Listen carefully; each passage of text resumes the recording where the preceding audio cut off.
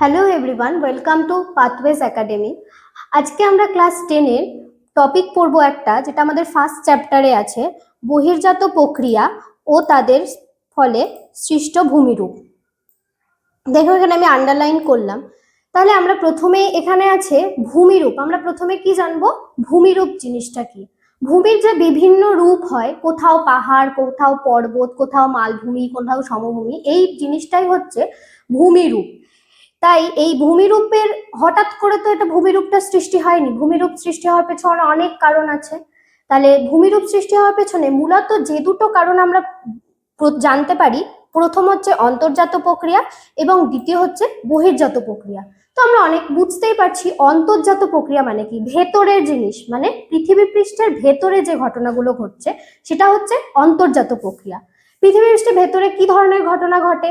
যেমন ভূমিকম্প হয় মাটির নিচে, আমরা সবাই জানি ভূমিকম্প কোথায় হয়, মাটির নিচে হয়। আগ্নেয়গিরি থেকে অগ্নুৎপাত হয়, সেটাও ভূমির ভেতর থেকে লাভা ম্যাগমা বেরিয়ে আসে। আর হয় পর্বত গঠন, সেটাও কিছু ধরনের পাত মিলিত সংঘর্ষের ফলে পর্বত গঠন হয়। তো আমরা প্রথমে একটুখানি জেনে নেব অন্তর্জাত প্রক্রিয়াটা কি।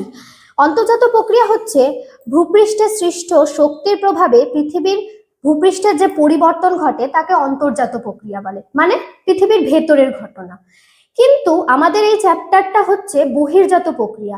তাহলে আমরা বহির্জাত প্রক্রিয়াটা কি সেটা প্রথমে বুঝে নেব। এবার অন্তর্জাত মানে আমরা যেমন বললাম ভেতরেরটা, তেমন বহির্জাত মানে হচ্ছে বাইরে, ভূপৃষ্ঠের বাইরে। তাহলে আমরা যদি এখানে একটা ভূপৃষ্ঠের ছবি, এমনি তোমরা জাজ করো না, এটা হচ্ছে ভূপৃষ্ঠের একটা ছবি আমি আঁকতে চাইছি। এরপরে যদি ভূপৃষ্ঠের বাইরে কি হয়, বিভিন্ন সূর্যের তাপ পৃথিবীতে পড়ে, তারপরে বৃষ্টিপাত হয়, কখনো মেঘ হয়, এগুলো হচ্ছে সব ভূপৃষ্ঠের বাইরের ঘটনা।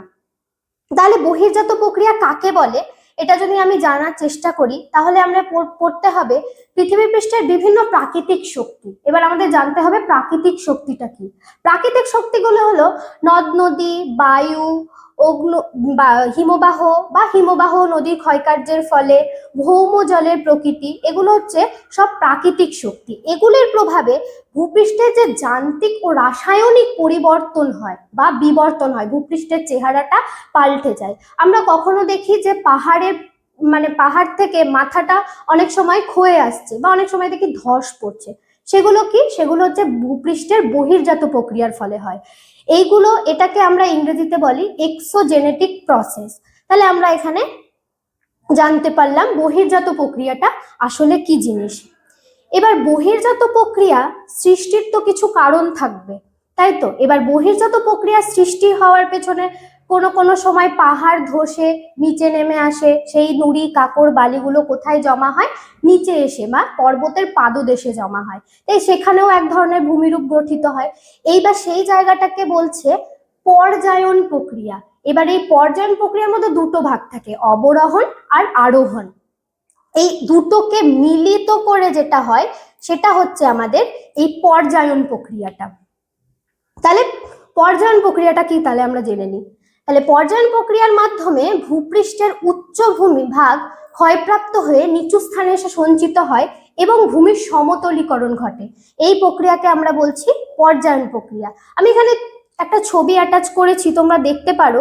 পর্যায়ন প্রক্রিয়া প্রথমে কি হয়, এই বৃষ্টিপাত হচ্ছে, পাহাড়ে যখন বৃষ্টিপাত হচ্ছে সেখান থেকে নদী, পাহাড়িয়া নদী নিচে নেমে আসছে, তখন নিচে নেমে আসার পর যখন ওখান থেকে জল দেবে, তোমরা কোনো একটা ধরো উঁচু একটা জায়গায় গেছো, উঁচু একটা জায়গায় থেকে কিছু নোংরা নুড়ি কাকর বালি আছে, সেখান থেকে যদি জল ঢালো, দেখবে পুরো নুড়ি কাকর বালি নোংরা সব জলটাই নিচের দিকে বয়ে আসছে।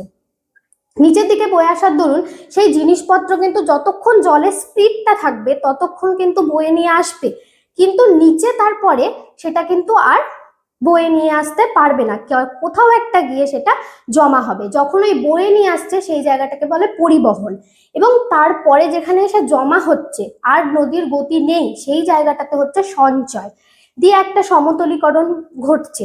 এই গোটা প্রসেসটাকে আমরা বলছি পর্যায়ন প্রসেস, বা এর ভেতরেও হয় অবরোহণ এবং আরোহণ।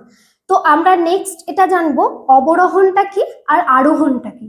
এইবার অবরোহণ হচ্ছে যে প্রক্রিয়ায় ভূপৃষ্ঠের উচ্চভাগ ক্ষয় হতে শুরু করে, ক্ষয়ে যায় বা নদী যেখান থেকে ক্ষয় কার্য শুরু করে, যে উচ্চভূমিটা তৈরি হয় সেটাকে বলছে উচ্চভূমি ক্ষয় কার্য, সেটাকে বলছে অবরোহণ। এইবার যখন ক্ষয় কার্যটা সম্পন্ন হয় তখন আবার একটা জায়গায় এসে ভূপৃষ্ঠের উচ্চতা আবার বৃদ্ধি পায়। পাহাড় থেকে যখন নুড়ি কাকর বালিগুলো নিচের দিকে নামলো, নামার পর ওই যে জায়গাটায় এসে নদীর গতিবেগটা কমে গেল, তারপরে সেখান থেকে মানে নুড়ি কাকর বালিগুলো নিয়ে যখন চলে আসছে তখন সেই জায়গাটায় একটা জায়গায় স্তূপের মতো তৈরি করে, সেই জায়গাটাকে আমরা কি বলছি? আরোহণ। তাহলে নিচের দিকে যখন নেমে একটা উঁচু ভূমি তৈরি করছে তখন সেটাকে বলছে আরোহণ, আর যখন ওপরের দিক থেকে নিচে ক্ষয় করছে সেটাকে বলছে অবরোহণ। এই অবরোহণ প্রক্রিয়াকে আরেকটা নামও আছে জানো, তার নাম হচ্ছে নগ্নিভবন। তো এই হলো আমাদের গোটা প্রসেস। তোমাদের যদি এই জাতীয় জিনিস আরো জানতে ভালো ইচ্ছা করে বা তোমরা যদি পছন্দ করো তাহলে আমাদেরকে সাবস্ক্রাইব করতে পারো এবং পাশে থাকা বেল আইকনতে ক্লিক করে আমাদের সাপোর্ট করতে পারো, এবং অনেক কিছু যদি জানার থাকে তাহলে কমেন্ট বক্সে সেটা জানাতে পারো, এবং যদি ফেসবুক থেকে দেখতে থাকো তাহলে আমাদেরকে ফলো করতে ভুলো না। Thank you.